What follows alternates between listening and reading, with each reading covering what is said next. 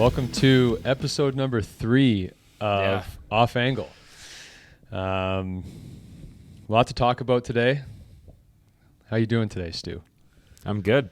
Good. That was a good intro. A little bit short, but short and sweet. This podcast. You're the intro has a guy short, now. Yeah, that's it has great. a short life. Yeah. The intros will get better as this thing goes. Yeah, assuming it goes. Yeah, hopefully it goes. But we're back for number 3. Yes, here we are. Okay, well, let's just dive right into it, man. I guess talking about us, which we don't usually like to do a little bit, we've started a new adventure the last week and a half. I think we have to talk about it a little bit. Yeah, we can talk about it for a second here. So Hayden and I have started a part-time job with Alabama Roofing Professionals. And last Monday, we started our training for this. And long story short, we know you're not here to listen about roofing, but this job entails us knocking on doors on strangers' houses, climbing on roofs, a bunch of stuff that we've never done before and we're not used to. So we've had a hell of a week and a half here. Yeah, very uncomfortable week and a half. Yeah, but it's been good. But it's been good. They're great people. Yeah, it's been an awesome experience for us, something new. But yeah, anyways, so that on top of just our regular stuff, coaching and private lessons and stuff like that, getting ready for camps. Yeah, been some busy guys lately. I will say the toughest part about this thing is that it doesn't bond well with my fear of heights. Like I'd rather walk through a pit of snakes and spiders. Non-poisonous ones that won't bite me, but I'd rather walk through a pit of snakes than do anything that's above 6 feet off the ground. Okay, wait. I got to stop you here because you literally told me last week that one of your dreams is to get your pilot's license. Okay, but you're in a vehicle at that point. You're 30,000 feet in the air. You're talking about talking about a 20-foot roof. Yeah, but at least I'm in something. I'm not.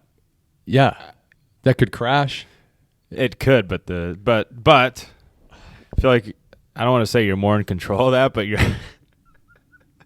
But you're in an aircraft. It's made to do that. You're in a capsule.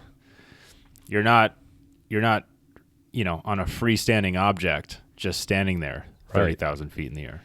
Okay, but those are two different stories. They are, but this is where you and I differ, and we talked about this too last week when we were discussing you wanting to be a pilot.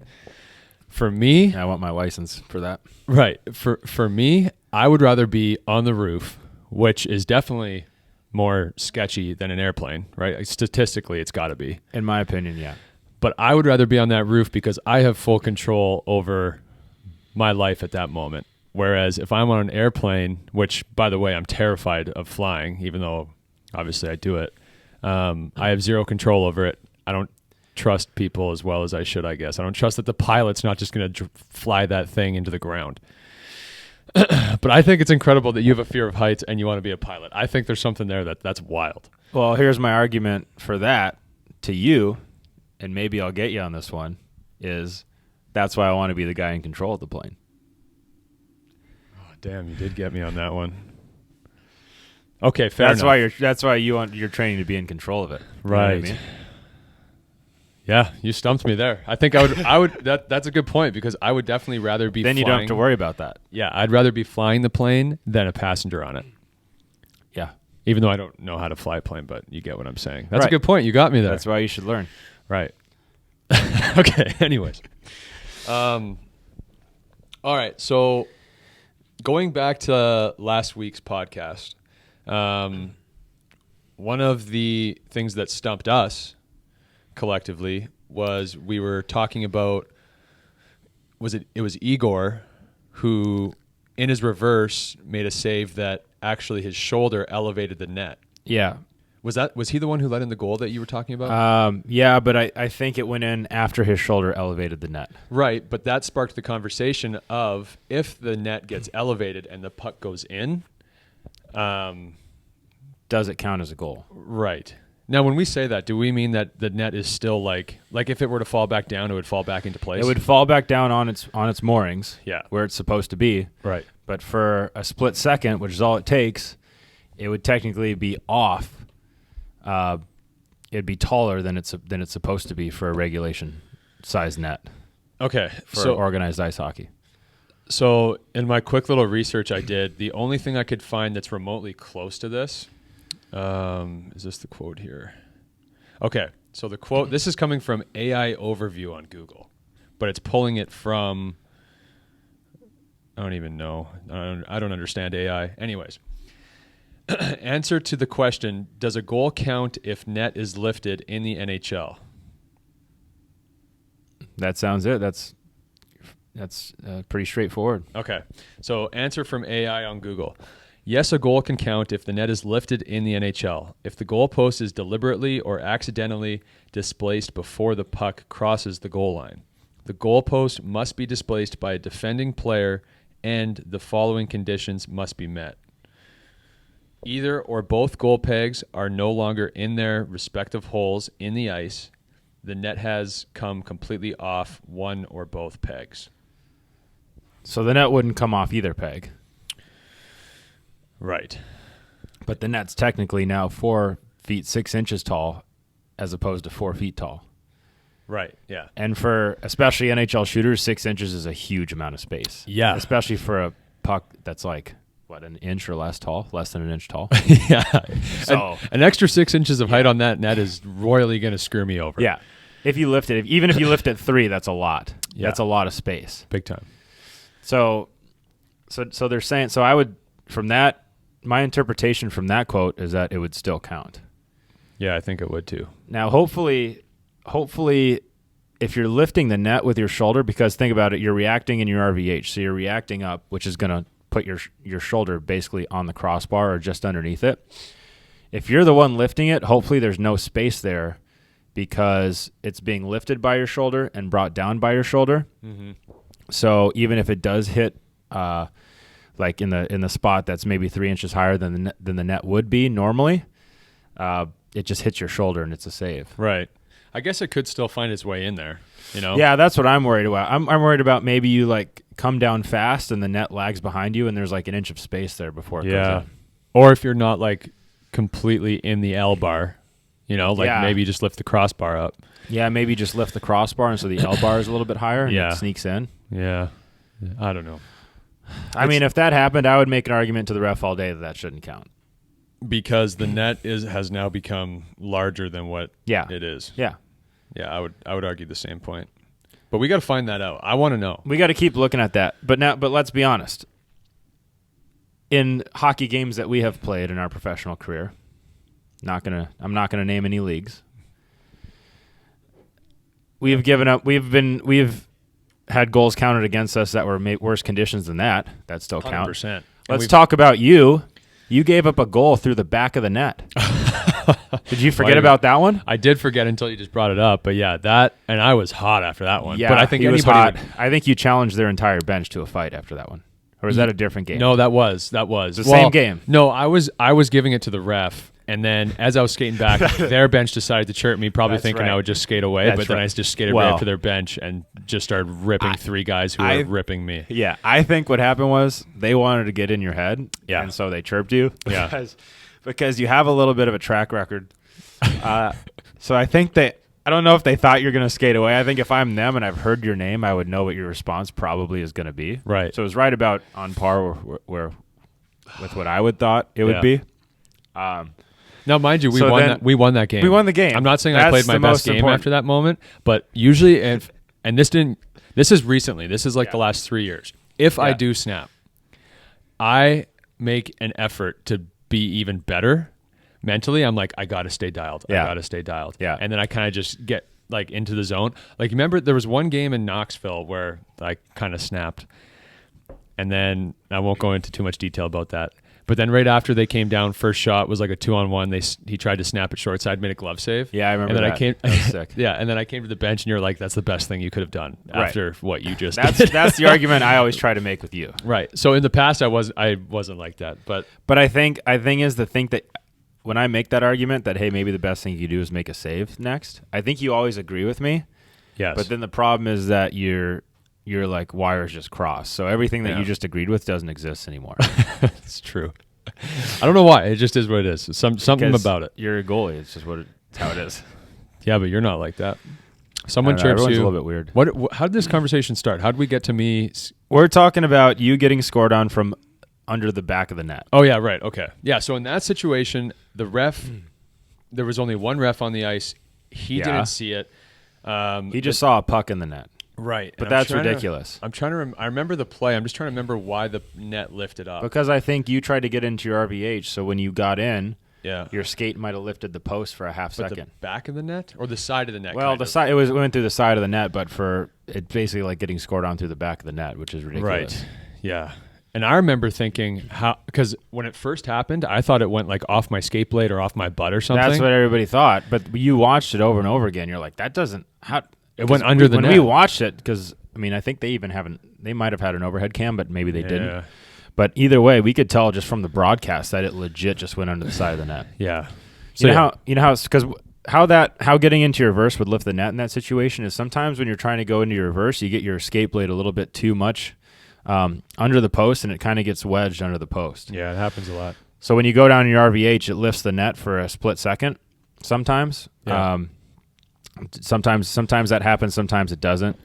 Usually, you don't want it to happen because that means you're a little bit later getting into your RVH because your skate blade is wedged under the post. Right. So it kind of interferes with you a little bit. Given the quote I just read out, does that mean that would be a goal since I lifted the net up?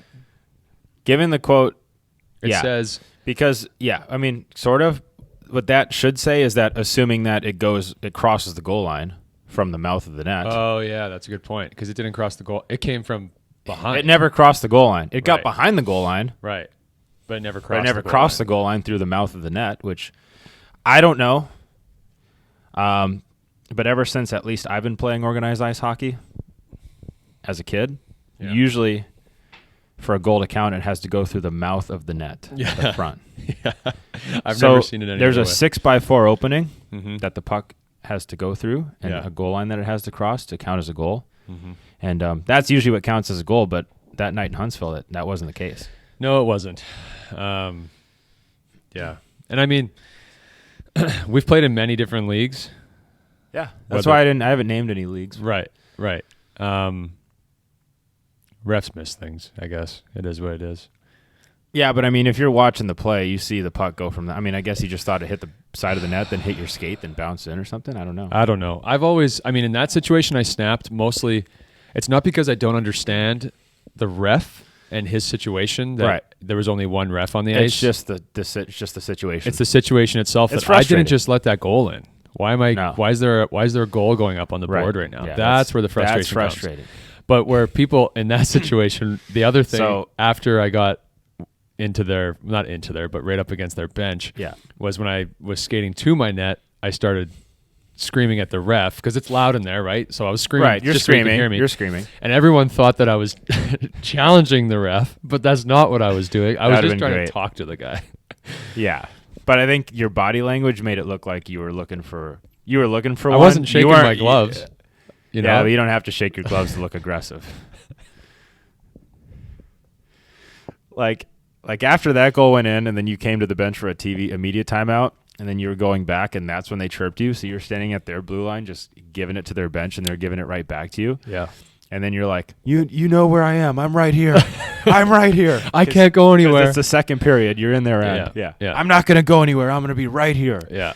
So basically, their entire bench was challenged to a fight. That's usually at the point where I'm asking Pack for my helmet and gloves. I'm like, hey, Pack. I'm gonna go ahead and start stretching. Just bring those down for me, because I know what's coming next. Yeah. Coach doesn't even have to look down at you and tell you to get ready. No, he looks down and you're already getting ready. And that's usually where I'm like, I don't feel like going into this hockey game right now, but whether I feel like it or not, this is what's happening. Just like my first game when I didn't feel my first game with the Bulls, where I didn't feel like going in 3 minutes into my first game in a while on a 5-minute penalty kill, but that's just what was happening. I don't know what to say. That's a story. That's a story for another time. Some people may know it. Some people will know what he's talking about. And that's all you need to know. Yeah. Mine and Stewie's first game together. The game started with me starting, and shortly thereafter, I was no longer allowed on the ice, and Stewie was in the net. But we can tell that story another day. Yeah. Keep that one in the chamber. Yeah, that's it. Yeah, that'll be in there. So I think what we decided is that one's gonna because especially because I feel like the refs, if the puck goes in the net, they want to try to award a goal. But now that I say that, I take that back because in the NHL lately there's been some sketchy goalie interference calls that have resulted in no goal. Yeah, it's inconsistent. Like, as a goalie, I feel like that wasn't goalie interference. Yeah, I remember seeing one probably about a week ago. I can't remember which Tampa one it was. had 2 waved off against Florida, I think, in one game. Right. And like both times it didn't feel like Bob was touched. But then, I don't know, I mean, you have the one where Bennett cross-checked Coyle into Swayman and then put the puck in himself. That's the one I'm thinking of. That's the one. That counted as a goal. Yeah. Which I'm fine with. I mean, it's playoffs. That's a net front battle. Yeah, I mean, be strong on your skates, right? I don't think it should have been a goal. Okay. I think because he got cross-checked into his own goalie. He got pushed. Cross-checked, I think, is aggressive for that play. Okay, I'd have to rewatch it. But I remember looking at it going, okay, he was pushed into his own goalie. Yeah. Shouldn't be a goal. Yeah. My thing is the player was directly affiliated with the goalie not being able to make a save. Yeah, 100%. But I do understand the approach of it's playoff hockey. Like stay on your usually feet. in playoff hockey, net front battles, you can get away with anything. Yeah. Yeah. And the ref's just like, yeah, it's a net front battle. Yeah. I'd have to rewatch that one again, but I'm pretty sure I stand by. I don't think it should have been a goal. That's a great thing about playoff hockey, though. Yeah, it is. It's one of the best parts of it. Yeah. Net front, just watching guys get eaten alive net front. Yeah. And they love it. And they'll do it again. That's why they're in the National, man. Yeah. Not everybody is willing to do that. There is a lot of people like that we've met that are willing to do that are making a lot less money. Right. But they lack in other areas. Respect all those guys. Right, 100%. Those are the guys you love to have. Oh, yeah. So I think what we're deciding is that that's probably going to be a goal. If you can get scored on from underneath the side of the net, then I think if the net lifts by like 3 inches, they're just going to count it. Yeah. It is what it is. I still want to find out the ruling on it. We might have to like just weed through the NHL rule book. Yeah. But the thing is that we haven't seen one where that's happened. So I guess it hasn't happened. Yeah, so it might not be in the rule book. Yeah, and if that's the only way you get scored on all year. Yeah. And like we said, we can't wedge the net down any harder because when someone runs into it, we want the net to give. Yeah, instead of someone's leg. Yeah, the net or face, like I said last week. Yeah, like that's the what last thing you want week. is, especially a kid. Although kids don't have drilled pegs, right? So the net's typically no. Yeah, they're the metal ones that kind of freeze in there a little bit. Yeah, but either way, you want that thing loose. To a certain degree. To a certain degree. You got to be able to push off it and spring off it and stuff. Right. But if it's hit hard enough, it's got to come off. Right. All right. That's that one. Yeah. We had the quote. We had the quote last week too, right? Oh, yes. I'll let you discuss that because you remember the quote a little better than I do. Well, it was something like, when I started playing goalie, everyone called me crazy, but they all chase the puck around while I just stand here and let it come to me, so who's the crazy one? Right. We can't find a credit for that one. I think it's an older quote. The closest thing we came to was Ilya Brizgalov saying something like that. Yeah. So if I'm on Ilya Brizgalov level, then I don't know. That's awesome. I don't know what else to say. Good. For the record, in many ways you are. He's a pretty far out there guy. He is. I'm saying in terms of like, just the way he talks and things that he thinks about. Yeah, towards the end of his career, he became quite the, what do you call it when someone has like, not a hot mic, but his clips from his interviews towards the end of his career. He had some wild interviews. Yeah. Great guy. Yeah, seems like it. I don't know. I don't even know where he is now. Wild interviews. Doesn't he have a kid who's a goalie that's coming up? Who's good, yeah. Did he play? He plays juniors. Plays in the O? Oh, he might, yeah. Something like that. I think he's in the O. Yeah. Drafting or draft eligible this year? Don't know enough. We'll have to look that up. that kid's going to be sick. Yeah. You got to think that kid's going to be sick. He's going to be good. Yeah. Ilya Bryzgalov's son? Yeah, 100%. Bro. If I'm an NHL team and he's draft eligible this year, he's the first goalie off the board. I'm taking him. Just because you know mentally he's got something going on. Yes. That kid is going to be good. Yeah. He's going to have some screws loose. Yeah, he's going to be He was raised by Ilya Bryzgalov, man. I don't know. I'm speechless right now. I don't know what else to say. Yeah, I don't know. We'll have to wait and see how that one plays out. We're going to leave it at that, but that's a very early take. I don't even know the names of many prospects coming up through the NHL draft. Yeah. That might be the only goalie's name that I know that's coming up, and that's fine. Yeah, I'm most excited for him. There will be nobody else I'm more excited to watch. But you hear Bryzgalov and you're like, oh, let's go. Yeah, can't wait. Yeah. All right, Stu. One of the things we wanted to talk about today is today's obviously Wednesday, May 22nd. What's the date today? Yeah, as of the day of this recording, it is May 22nd, which is just so happens to be the first day of the conference finals in the NHL playoffs, and That's exciting. Today is the Rangers against the Panthers, and just so happens to be a nasty goalie matchup. So we got Shesterkin and Bob. Yeah.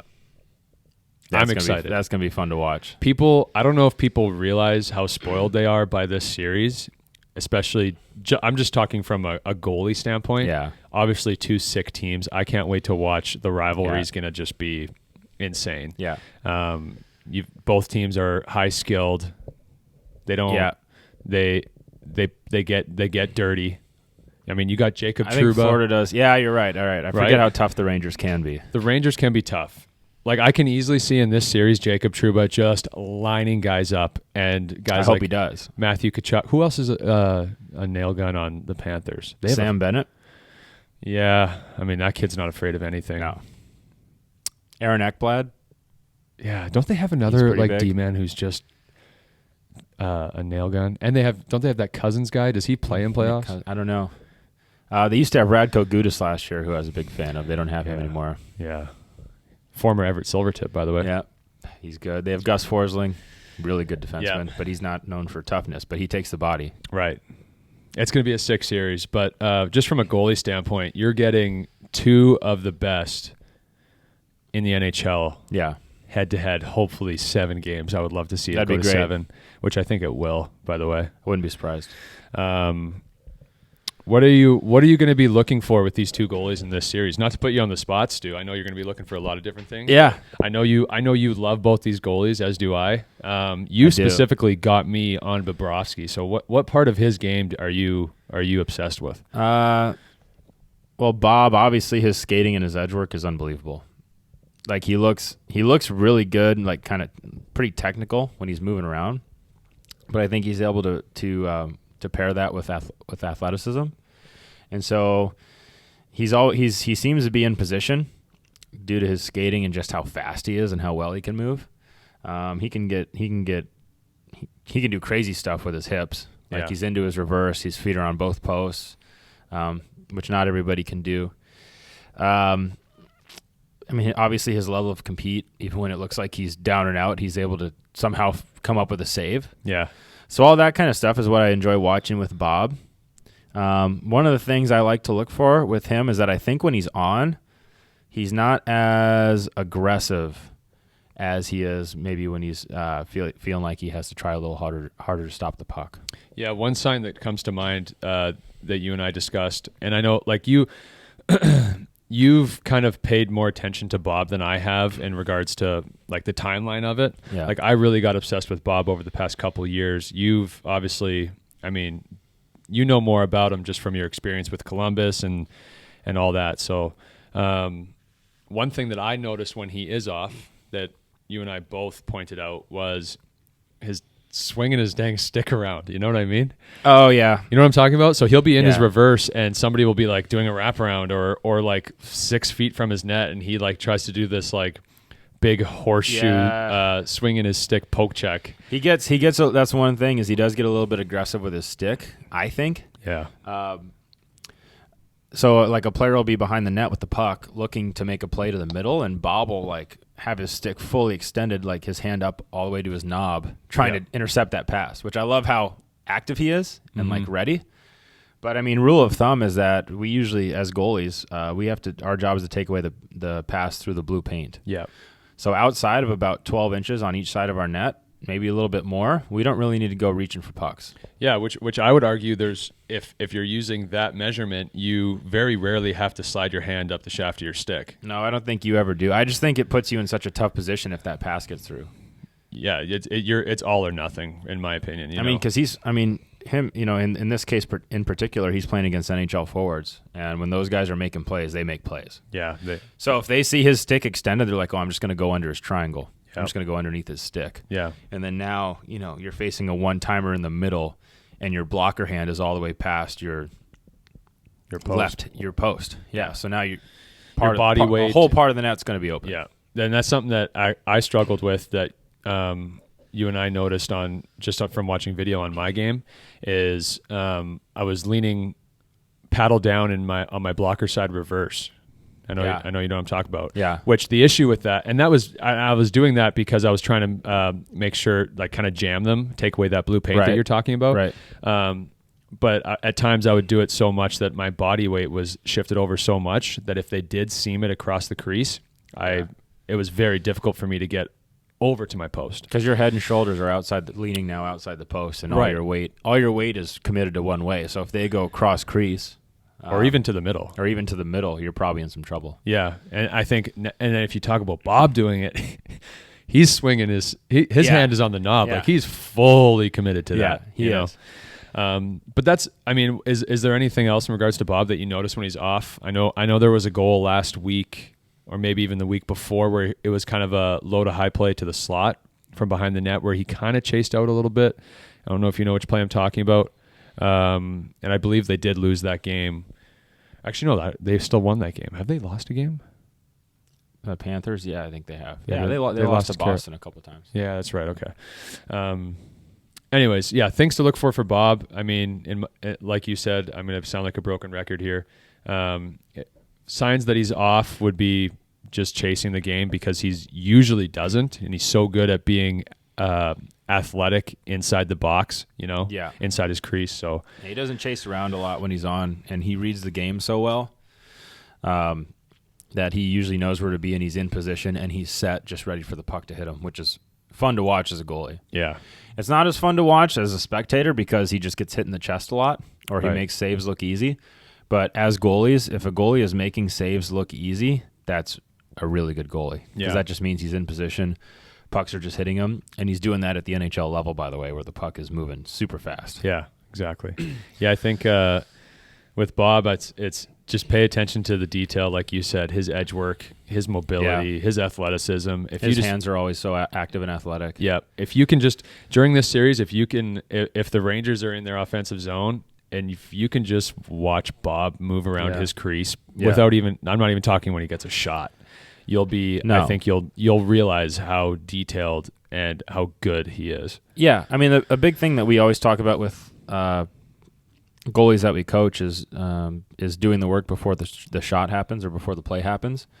And Bob is the epitome of doing the work before the play happens. 100%. Like he's moving around, he's working super hard, so that he's in position and he's set when shots are taken and when plays are made. Anything else on Bob before we move on to the man, Igor? No, that's all I got for right now. All right. Well, across the ice from Bob, we got none other than Igor Shesterkin, who I think a lot of people who watch a lot of NHL hockey would argue is the best in the game right now. Things to look for with Igor. What do you got? I mean, for him, obviously he's a good skater like Bob, maybe not as crazy with his edges. But my big thing with Igor is just his positioning. Yeah. He's again, similar to Bob. He always seems to be in position, but he doesn't ever chase around like Bob might. He seems to always be, in the box, in the blue paint when the puck's being moved around in his zone, just so that he can read plays and he's ready when shots are taken. Yeah. Kind of similar thing. Yeah. I wouldn't say he's as athletic as Bob, Yeah, But neither would I. again, we were just reading an article with Connor Hellebuck saying that's not the end all be all. Right, that's right. You said Connor Hellebuck said he's like the stiffest goalie in the NHL. And he doesn't think he could do the splits if he had to. Right. Yeah, so I think, I mean, that's not Igor. This year's Vezina winner. I think Igor can do the splits. So he can. He's very mobile. He's very athletic. Yeah. But just the way he positions himself and the way that he reads the game, when there's a pass out, some goalies will fly out at it, and he'll just kind of bump off his post and be set, maybe like mid-crease, maybe top of crease, depending on where he is. But he seems to always be set and just waiting for that shot to happen. Right. And I don't know if that's – I mean, we started watching Igor in the bubble because he was playing over Hank and Georgiev, and we were like, who is this guy that they're going to start over Hank and Georgiev? And it was Shesterkin. Right. And we were like, okay, he's pretty good. Yeah. But I think from working with Hank or from being on a team with Hank, I think that's partially maybe where he got that from. Yeah, I would agree. I think the one thing that you didn't mention with Igor is how unbelievable he is at playing the puck. Yeah, that was going to be – I know you're not going to believe me when I say this, but that was going to be my next thing. No, I 100% believe you because we talk about it all the time. But what I want to talk about is I was listening to I was watching an intermission, and I think it was the Sportsnet panel, because I believe it was Kevin Bieksa who was making most of the points. Bieksa? Yeah, Bieksa. They were talking about how he can hurt his team with how much he plays the puck, and he's got I hope it is Bieksa. It was a D-man talking at the very least. And his point was... Oh, my gosh. He should be the one that loves it the most. Well, he was saying... All right, you know what, Kevin? Next time the puck goes back there, I'm not going to play it. I'm just going to let you get smoked by that one. Right. So, but his point was there was times where Igor was making plays that he didn't really have to, where the D-man did have time to come pick up the puck from him and make a play. Now, yeah, probably. We watch a lot of Igor, and...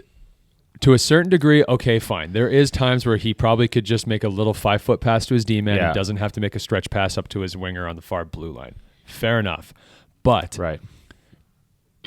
Igor is unbelievably accurate relative to everybody else at making those big stretch plays. He is very aggressive when it comes to playing the puck. Yeah. Very few times does it end up costing him. Now, I'm not going to say it never does. It definitely has. But I think it does more good for his team than not. Absolutely. I can't think of a recent time when he's turned a puck over and it's gone in his net. Neither can I, off the top of my head. Not off the top of my head. I've seen Vasi do it multiple times this year. Yeah, but I can't think of one with Igor. Well, I don't think Vasi's as good of a puck player as Igor. Probably not. But I don't think anybody he plays is. it too. He may not be. He's like a modern day Marty Turco. Yeah. He really is when you think about it. But that's the thing. I never usually hear defensemen, especially, who when the puck is dumped into their corner, are probably going to get hit if you're playing a good team, especially in playoff hockey. I haven't heard defensemen or coaches be like, "Oh, my goalie plays the puck a lot. I hate it." Yeah, maybe I can find the clip that I'm talking about. Maybe I'll search Twitter and try and find it. Can we also find evidence of someone not liking when the goalie plays the puck? Yeah, I'll do my best. I'll do my research after the pod.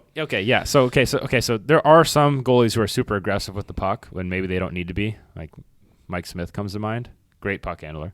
Unbelievable puck handler. But again, I've seen him turn a puck over and it goes in, and that happens. But see, with Mike Smith, he was always. It seemed like when his mistakes that ended up in the back of his net, he would just have like these brain farts where he's like 5 feet along the goal line outside his net, and he wants to make like a pass. Like a saucer pass across his net to the far wall. That's crazy. And he just like fans on it, and the guy's just like the F1 just picks it up on his forehand, just buries it. Yeah. You know? I don't see Igor do that very often. Igor keeps things kind of not on the wall, he makes but plays that he knows he can make. Right. So like when he's making a stretch play, I haven't seen one get picked off in a long time. Because he knows they're changing, he knows it's at least going to get to his forward. Right. Now, his forward may get it at the blue line and they're under pressure and they have to chip it in. Yeah. But that's better than a turnover. Yeah. With your forwards going the wrong way. Right. I think so too. I think he's extremely consistent with those what most would consider I don't want to call it high risk, but like I don't think of him as risk. Just a stretch play, you know? Yeah. Like a lot of he's very consistent. He can literally he can literally sauce the puck to go over somebody that's like in his zone by the blue line, top of circle, and land on his teammate's tape on the far blue line. Yeah. People don't realize how insane that is. Go put on some goalie gloves and try that. Right. That's crazy. That's so hard to do. The strength and the skill to be that accurate with a pass like that is crazy. We're talking like nobody can do that. We're talking the Aaron Rodgers of goaltending. Right. Yeah. You know? Yeah, that's how accurate it is. It's insane. Best passer rating of all time. Yeah. So anyways, let's just quickly sum up this series. We're obviously very excited to watch both these goalies play. We love them. Yeah. They both play a very disciplined game while also remaining very athletic. Yeah. I think the one knock on Igor, which I haven't seen for a long time, but we have seen from him, is he does get amped up at times, which can lead to him. That's human nature. Yeah. A little bit scrambly. A little bit, yeah, but not very often and not recently. So it might be something that he's worked on. And if that's the case, even if he's not feeling too good, he's trusted a little bit more and doesn't get so crazy. Right. So to me, it looks like he's worked on it and he's aware of it. And if that's the case, look out. Yeah. Teams are in trouble. It's going to be a great series. Yeah. I do want to make a note about puck handling. Okay. We're talking about these like crazy stretch passes that land on a guy's tape that it's like a 10-foot in the air sauce. But we've always said what we think we've always said what makes a great puck handling goalie is being able to make a 10-foot pass flat and on the tape. 100%. Crisp, flat, on the tape. Yep. That's it. Yep. Carey Price did that for how many years? Yep. Great puck handler. Yep. But 99.9% of goalies aren't Igor Shesterkin.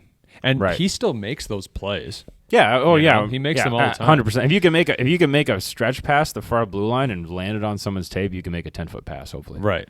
And I guarantee you, his teammates that have played with him for years now know that if the other team is changing, I'm staying on the opposite side. Yeah, they're already going. Yeah, I'm just going to hang out by the far blue line on the opposite side of the bench and try and catch these guys sleeping on a change. He had a crazy one like last series, didn't he? Or 2 series ago, something like that.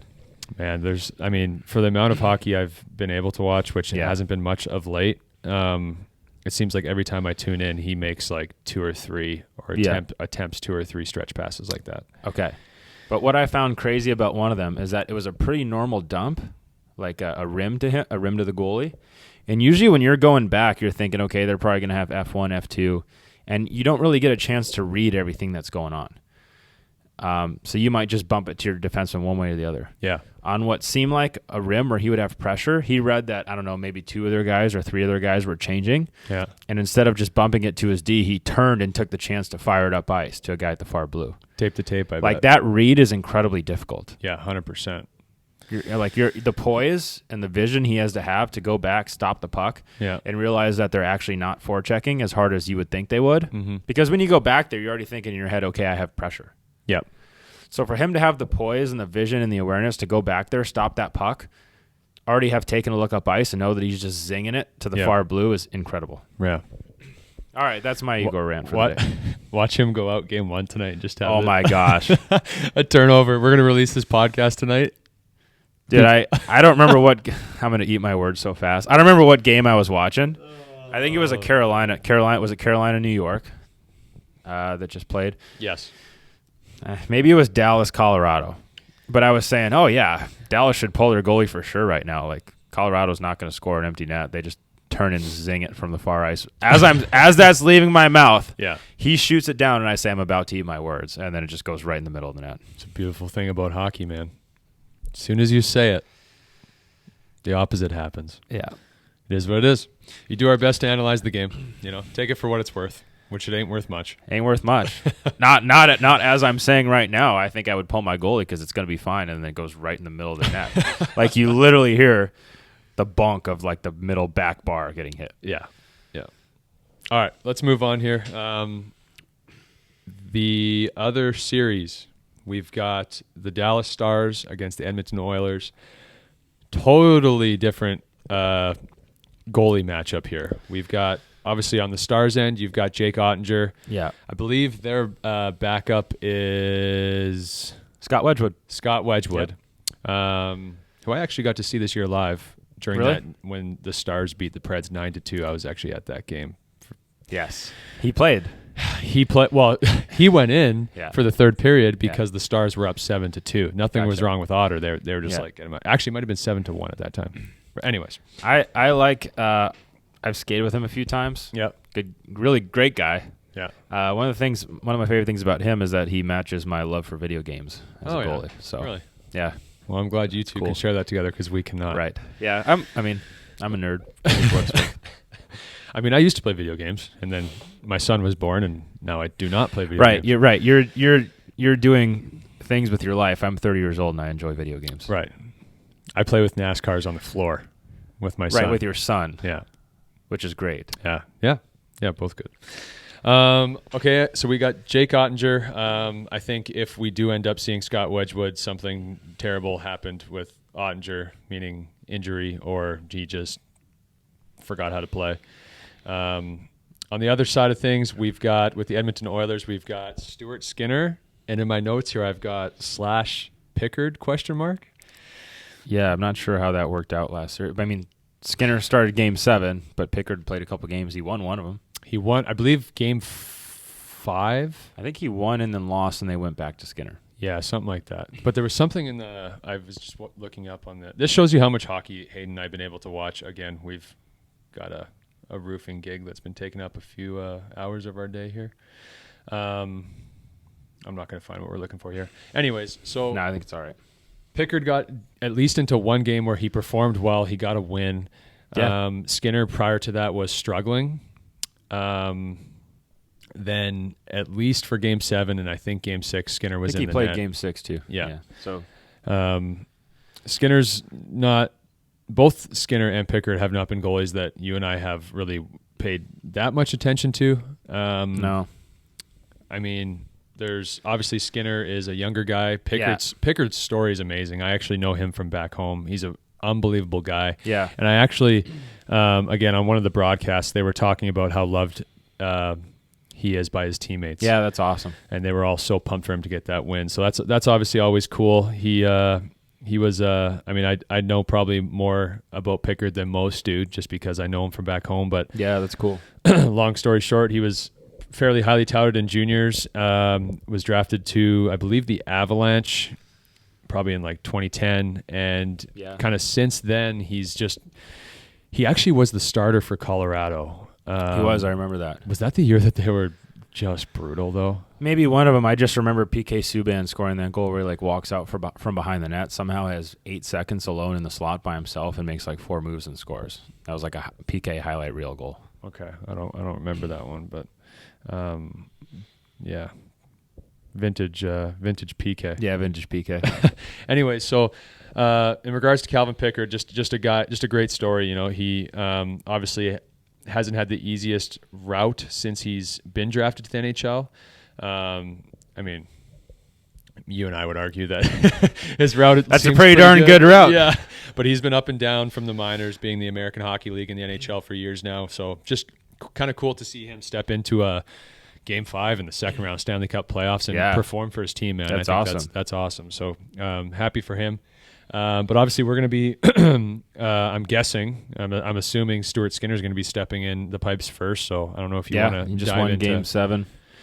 Dive into him at all. I mean, I don't have really anything bad to say about him. I think he's a young guy, like you said. I think he's been an all-star. Maybe he was an all-star this year. Yeah, he was. But I think he's a young guy, and he's on a team that I don't think is very good defensively. Right. Frankly. They've gotten better. I think they've invested a lot in their offense. 100%. Now, as I say that, Vancouver Canucks had like 4 shots halfway through the second period last game. That's why I said they've gotten they've gotten better, and that's something that we have to talk about too, Stu. Is so I believe it was Game 6 that Stewart played in, and well, this is Game 6 here, and he had 4 shots in the first period, but there was one where he had like 4 shots, 5 shots, and 6 shots. I think that was Game 7. Game 7, yeah. So obviously, one of the toughest things as a goalie during a game mentally is when you're just not getting any action. Yeah. So 100%. Skinner passed that test through this last series. There was a game where he had about 17 shots. And so we're talking, anywhere from 4 to 6 each period. Yeah. He had 2 against in the first period. 2 shots in the first period against him. And that's the thing about a game 7. In this situation, it's tough because in a game 7, you're going in like, all right, hopefully I get, some shots. I get some work in the first period so I can get in a rhythm and get feeling good for this game. Yeah. And it didn't get that. Didn't happen. Whereas Shilov's had 13 shots against him, and he was able to kind of get in a little bit of flow. So you're Stuart Skinner, you're watching the guy at the other end get some work, kind of get going, and you're just sitting there waiting for stuff to happen. And yeah. And some pretty negative things can be rolling through your mind while you're sitting there doing yeah, nothing. because you're like, wow, this guy's down there making all these saves. Now I have to make saves. Right. Otherwise, we're going to be in trouble, and it's really easy to get yourself kind of psyched out from just doing your thing. Right. And on top of that, at the beginning of this series, he wasn't playing very good. So if you're Stuart Skinner, it's like, okay, I underperformed through at least 3 or 4 games. My backup went in, won a game in game 5. Now I'm back in the net. The guy on the other end of the ice, how do you pronounce it? Shilovs is standing on his head down there. Yeah, he did great, by the way. Right, he did great. I've had 2 shots against. If I let a goal in, I'm just the town's going to hate me. I'm just thinking the worst case scenario, what you're thinking in your brain, right? I'm not saying he thought that. Clearly he didn't because he performed and he won the series. Great for him. I think the biggest thing that I'd be thinking in that situation is I let my team down if I get scored on now. 100%. Because I haven't had to do much work, and when I do finally get work, I get scored on. It's like you just feel bad. Yeah. Even though you can't feel that way because it's not an accurate depiction of how you're playing. Right. But there's that. It's very tough mentally to not let yourself think that way, and it goes back to that Connor Hellebuck quote that he had, where he was just feeling like he had to be the guy to win the game for his team. Can't think like that. No. So, anyways, I'm just very impressed with Stuart Skinner, and I'll be 100% honest. He's not necessarily a goalie that I like to watch that much. His game isn't comparable to what I like to watch. Like I like watching Bobrovsky and Igor because of their edge work, like you talked about, their athleticism. That's the type of goalie I like to watch. We're not saying anything bad about any goalies. The ones that we're talking about that we're like, oh, we love to watch that guy, is just because we think that they're just so above and beyond. Yeah, exactly. At what they do. Yeah, Which, admittedly, I haven't thought that of Stuart Skinner yet. I haven't seen that from him yet. No, what we think he's technically a very sound goaltender. Yeah. Like he's a good goaltender. Yeah. We think where he could grow a little bit more and expand a little more is adding a little bit more of an athletic touch into his game. 100%. Like being able to, when he has to, make a little bit more of an athletic, like I don't want to say split saves, but like a cross crease. Maybe you can't get there in your butterfly and you have to reach a little bit. Yeah. And sort of make a crazy hand save or something. Right. And he's a Canadian trained goalie, by the way, isn't he? Yeah. Oh my God. That sounds like Canadian goalie training right now. Right now, yeah. If you're a Canadian goalie right now, I hope that's you're a conversation for another time. We need all young Canadian goalies working on athleticism. Please. Please. And if you're a goalie coach from Canada listening right now and you don't preach that, please quit your job.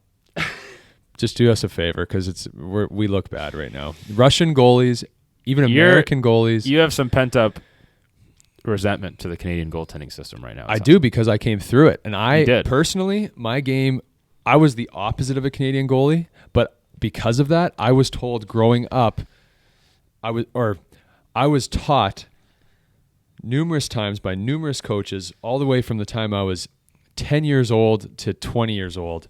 You got to tone it down. You can get into this blocking position, blah, blah, blah. They were trying to make me become less athletic because I was so scrambly. So they wanted you to be a blocker.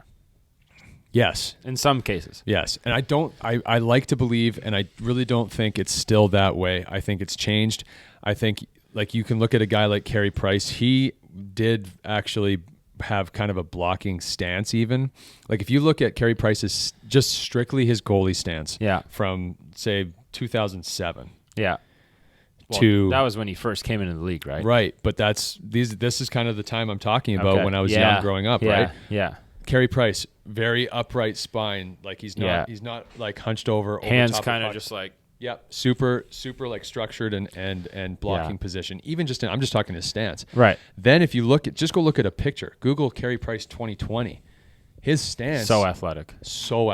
Yeah. Over top of pucks, like just he's way different. Different. I think it's changed and in 2007 that's kind of what he was touted. That's kind of why he was so highly touted, was because of how technically sound he was and just how smooth he looked. Right. Which he was.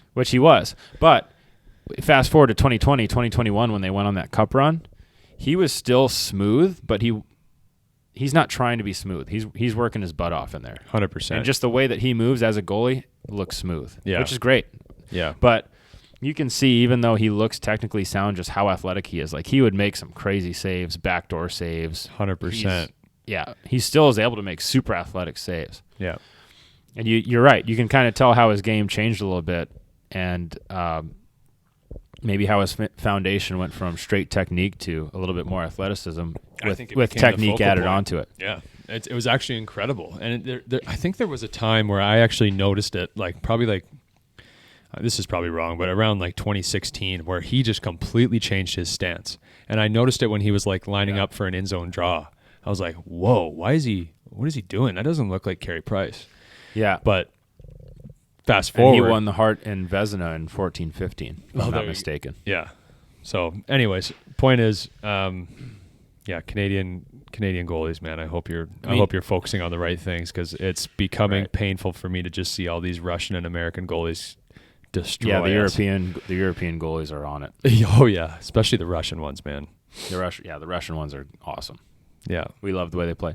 Now, when you were growing up, you obviously don't want to be super scrambly, right? But you want to keep your athleticism and put it into a structure. Yeah, but see, nobody explained it to me. You don't want to. What you don't want to do is just I don't know the word, but you don't want to extinguish your athleticism for structure. Right. You don't want structure to extinguish your athleticism. Right. You want them both. And that is just not how it was taught when I was growing up. It was, hey, here's the technique. Technique. Yes. You do too much. You don't need to do all this, which they were right to a certain point, to further your point. You're right.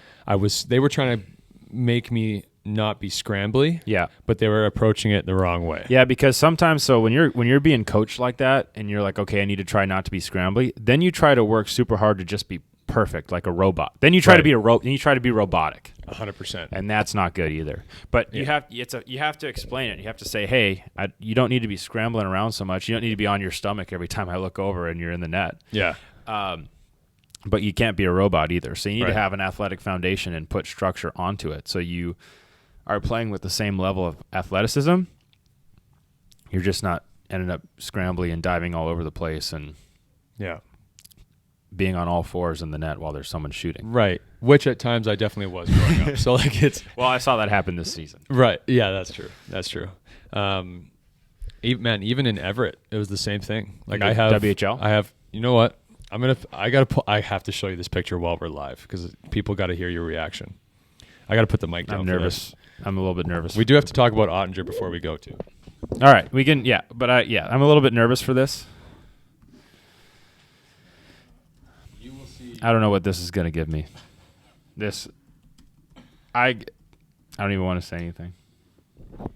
What I'm showing Hayden right now is just simply a picture of me that I know is on Google to show to him what, even in junior, so I think I was 19 at this point, how focused I was on being the Carey Price of 2007. By the way, every kid growing up wanted to be Carey Price. That's on a card. Look how upright my body is. My hands are beside me. So he's literally standing straight up with his hands spread way out. And a puck is about to come. This is literally a shot from between the hash marks. Yes. So my hands, just to try and paint a picture, my hands are not in front of my body, literally pulled back to my sides. Yeah. And my chest is completely upright. Yeah. Yeah. We've played together in the hash marks, there's no chance you're making that save. You know how long it took me to I've seen unwind I've seen from you this? do parts of that, yes. Now, I know everybody watching and listening, they can't see it, but Do you want to know what the worst part about this picture is that I'm looking at? I want to know. You want to know? I want to Okay, know. so the worst 100%. part about this picture that I'm looking at a picture of Austin in his stance. The worst part about it is that underneath that mask, I know you have a soul patch right now. And that is honestly the worst thing about this picture. I think you should go back to it, but I just had to toss that in there. I think everybody would love it if you went back to the soul patch. One person wouldn't, because I've been told multiple times that I would get divorce papers right afterwards. Yeah, but I mean, we're talking about a soul patch here. Like, I don't know. It was, you know what? I was 18, 19 years old. No one's head is right then, and mine clearly was not, because it was also. I also had the who's the guy with the Salt Bay? the Salt Bay haircut where it's like short on the sides, long on the top, and it's so long that if you had don't a have it in a ponytail, it falls in your face. So you're telling me you had a ponytail with a soul patch going? Yes.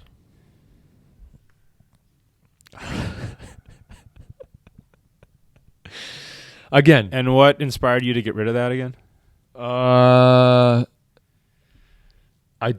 There's not one moment, probably just maturity. Okay. Like there wasn't a coach that was like, hey, maybe you should change. I don't want people in my organization looking like that, maybe. Okay, I'm going to tell the story. Then we're going to talk about Ottinger briefly, and then we're going to let these people keep getting sidetracked, but I think it's okay. It's all relative. This is a good lesson for kids, though. Okay, so rewind. After my 19-year-old year in junior, I got invited to the Buffalo Sabres development camp in the summer. Right. So if you don't know, development camp is basically just all the draft. It's right after the draft, all the drafted players and camp invites from junior league. It's all young guys. It's all prospect. I've never been to one, so I shouldn't be the one talking about this. But right, it's not. It's all young guys. It's all prospects. This one was sick. Side note, because it was Jack Eichel and Sam Reinhart's first development camp. Right. And our inter squad game had 18,000 people at it. That's cool. It was sick. Anyways, so beginning at camp, we had this dinner or whatever, kind of like a round table thing. There's like 10 round tables in this restaurant, and most of it's spread out where it's like players have a couple tables, and then coaches have a table, staff has a table, whatever. It just so happened that I was one of the last players to walk in with a group of about 6 guys. So we sat at the last table. Last one in, first one out, eh? Yeah, exactly. This was a different time for me. But the last guy to walk in was Dan Bilesma. Yeah. So he sits down at the table next to us, at our table. Yeah. Because there's no other seat. So normally the coaches would sit there and not with the players, right? So he sits down with us. Yeah. It's a massive round table that can seat probably 10 to 12 people. Yeah. He's sitting across from me. So a solid so he's 10 feet. He's 10 feet away from you, but all he's looking at is you. That's right. So he's probably fuming inside. Okay, so what do you look like right now? You please do not tell me you have a ponytail and a soul patch going right now. I do. Okay.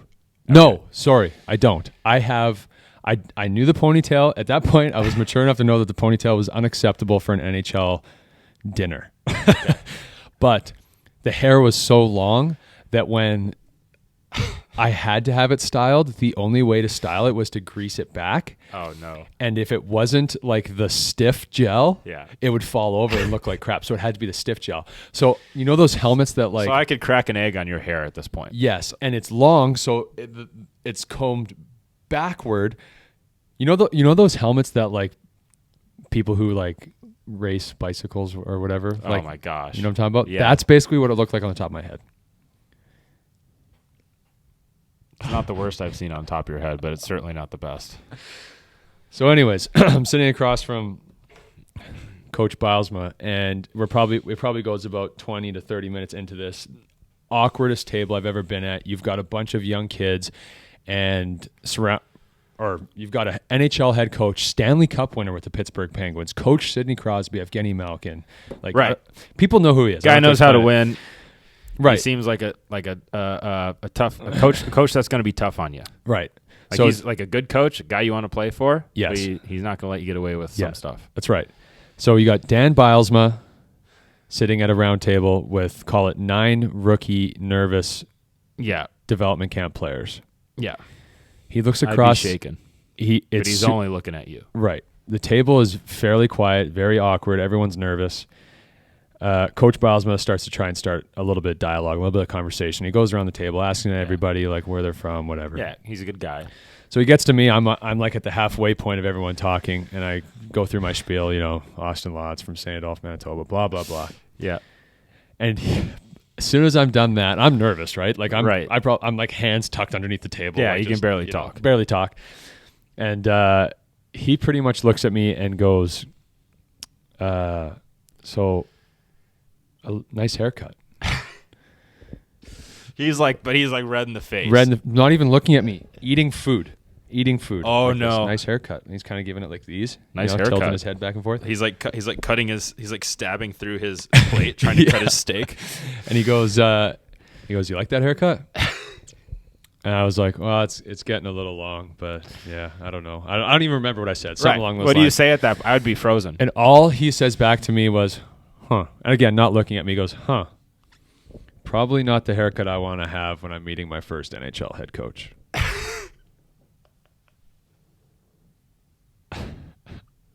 100% no. Are you kidding me? Everyone, all the boys at the table, because keep in mind, like yes, I have a haircut like an idiot, and I have a soul patch like an idiot, but I'm still me. Like I'm not like the worst guy in the world. So all the boys didn't. Like, I feel like if I was a bad guy, the boys would be like looking at me like, yeah, like he got you, buddy. Yeah. But they were all looking at me like, oh no, he's gonna cry. He's gonna cry at the table. Lotzi's about to cry. And I would have understood if he did. I didn't say one word, and it just continued along the table. And guys said their thing. No one else got roasted. No one deserved it except for me. And so after the dinner, I went back to the hotel, or on the way back to the hotel, I stopped at a place to get my hair cut. So you didn't even wait till you left. You got it. I left. Yeah. I left. We're in downtown Buffalo. And you didn't even make it home. You're like, I'm getting this thing buzzed right now. Right now. Bus drops us off at the hotel. Yeah. I already had it on my maps where the nearest place to get my haircut is. Yeah. Good. I get off. I go there, and I just said to the lady, I'm like, shave my head off. Like, shave the hair off. Take it all off. And so she did. She shaved it almost right down to the wood. She took a number 1 all the way around my head. Good. To sum up this very long story, I showed up to the rink the next day, and I was actually on the trainer's table because, shocker, I hurt myself. I pulled my groin at You're camp. hurt again, eh? Yeah. And Coach Bilesma walks in and kind of looks at me and just says good morning to all the trainers and me and whatever. Yeah. And then he double takes and he looks at me and he goes, "You're the guy with the haircut." Probably didn't even notice you. Probably didn't recognize you to start. And I purposely did not wear a hat because I would usually always have a hat on at the rink. Yeah. So that he could see it. You're talking to him with like your top of your head looking at him so you can see it. And all he says is, he goes, "Attaboy." And then he kind of talks to the room, not even to me. He goes, "See, boys, we're forming men. We're forming men around here. That's all we do." So I think Dan Bilesma, I think I was the most hated development camp player in the history of Dan Bilesma's NHL career. And then within 12 hours, I think he gained at least a smidgen of respect. Right. Maybe. I don't know. That's fair. I don't know. I think he did. It seemed like he did. I think he did. Yeah. I think he's had worse camp experiences. Yeah, you know what? He probably has. I, however, have never. And I hope no one has to go through that. That's like, I don't even know how to explain. Like, think about this. 6 years prior to that, I'm sitting on my couch. I'm like 12 years old, and I'm watching the first ever Winter Classic between the Capitals and the Penguins, and the coaches are like one of the biggest highlight of that. And he's there, and I'm thinking, this guy's a god. You know? Fast forward 5 or 6 years, and he's chirping me. First thing he says to you is, "What's going on with your hair?" Yeah. Not the haircut I'd want to have when I meet my first NHL head coach. So the takeaway from this one has to be, just try to look professional when you go to a tryout camp. Look professional at all times is the best advice I can give anybody. Okay. Because you never know. You never know when you're going to run into Dan Bilesma and he's going to call you out in front of all your peers. You never know what any coaches might be looking for at any camp anyways. Like at camps I've been at, as far as I can tell, coaches want to know how you carry yourself off the ice. Yeah, 100%. It's important. Because that, as a goalie, gives them confidence in what you're going to do on the ice. Yeah. It's a direct correlation to performance and character. Yeah. I mean, again, it's just little thing coaches look for. Yeah. We should wrap this up. We didn't talk All right. about Otter though. We could, yeah. Let's get into Otter, and then call it a day. Otter's nasty. He's not Canadian, of course. He's an American. Yeah. College boy. Yeah. Very structured goalie. Yeah. At times, I think I actually watch him when on certain plays, it actually looks like he lacks a little bit of flexibility. But I don't know if he does or not, or if it's just the way he plays. He kind of sits back sometimes. I think he is athletic. I don't think he's not like Bob or Vassy where their hips are like disjointed. Right, exactly. But I do think he's athletic. I think he's got some flexibility.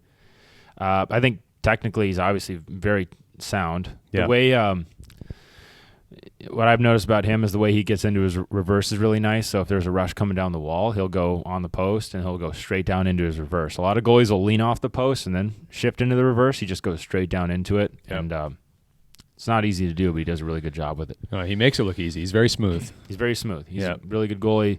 One thing I notice about him sometimes, I think when he's, again, he obviously is a competitor. I think sometimes he gets a little too crazy. He gets flying around. Sometimes if a shot is going wide, he'll slide outside the net. Yep. And the shot will bounce to the other side of the net off the end wall, and then now he's kind of scrambling to get back to the other post. He'll have no chance on that. Yeah. Yeah, I think he's a really good goalie. He's capable of making some unbelievable saves. 90% of the time, he plays the game the right way. The one negative that I would look for with him, and one play comes to mind for proof of this, but I think it was the first round of playoffs. There was one play that you and I looked at where it was kind of a rush, and I don't think he was feeling very good, and this is one of the signs that we've talked about. We did talk about this. Yeah, I remember this now. He didn't have like flow coming back, and he kind of just stopped in his tracks like a foot above the crease when a guy cut across the middle of the top of the circle. It was like a 2-on-0. 2-on-0 or 2-on-1 or something. Like that. It was it was basically a 2-on-0 with a guy back checking. Right. So I think what I'm saying is the negative thing that you could look for with him is he might get a little bit, if he's not feeling very good that particular game. Yeah.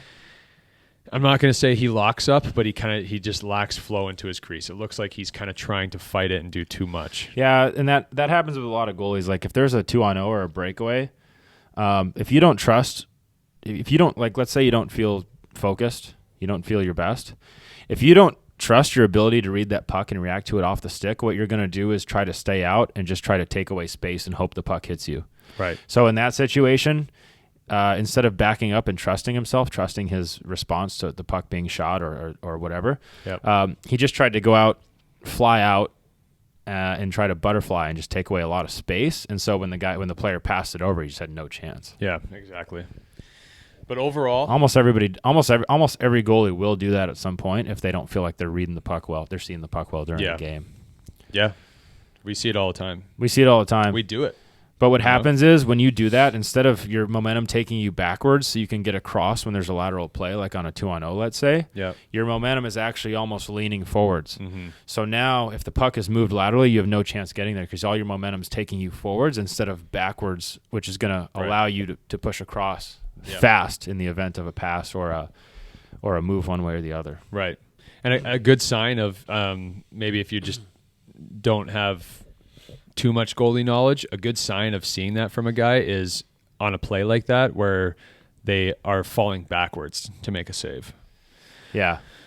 Which is actually, I think what happened, they shot that one low blocker. Regardless, it happens a lot where guys don't have flow and a puck gets moved laterally and their only play because they have no momentum, like you were saying, they have to dive. Is to dive backwards. Yeah. So that's kind of the telling tale sign that guy didn't have any flow coming back. He did have a crazy save where he didn't even dive. He went across. He had no chance of getting there, and he literally just put his stick in the middle of the net, and he stopped it. I've watched that so many. I know everyone has. I think he gave up on that play, and he's like, I'm just going to put my stick out here. Like, I'm not saying... the guy hit it. I'm not saying he gave up is a bad term. He was just kind of like, I got caught. I think he just thought he was beat, and he just put his stick there. Right. Instead of, like, diving or something. And that just happened to hit his... that guy that's not in my toolbox. Right. Yeah, I don't have that. I'm glad it is. What, for him. the luck of a guy just throwing a puck into your stick? Me making a stand-up backdoor paddle save. Not in my toolbox. It was a nasty save.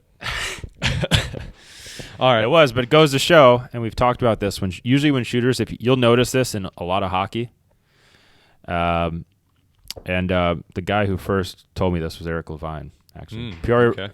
played for Peoria for a long time. Shout out to Eric. Good friend, good goalie friend of mine. Yeah. But anyways, he said if you're ever totally beat, just put your stick in the middle of the net, because a lot of times they'll just shoot it at the middle of the net. And if you watch a lot of games when goalies are beat, when there's a wide open net, the forward's so nervous about missing the net that they literally just try to hit the middle of the net because they're like, I can't miss this, because then it looks bad, or they know it should be a guaranteed goal basically. Right. So they don't even slide it along the ice. They literally just shoot it in the air 2 feet off the ice into the middle of the net. So if you're ever in trouble and you're totally beat and you have to put only your stick out or your hand out to make a save, just put it in the middle of the net. Yeah, I like that. As opposed to putting it on the ice just 4 feet waving above it. Yeah, just trying to cover the waving. crossbar. I don't know, waving it around. Yeah, that's a good point. I've never actually thought of that. I like that.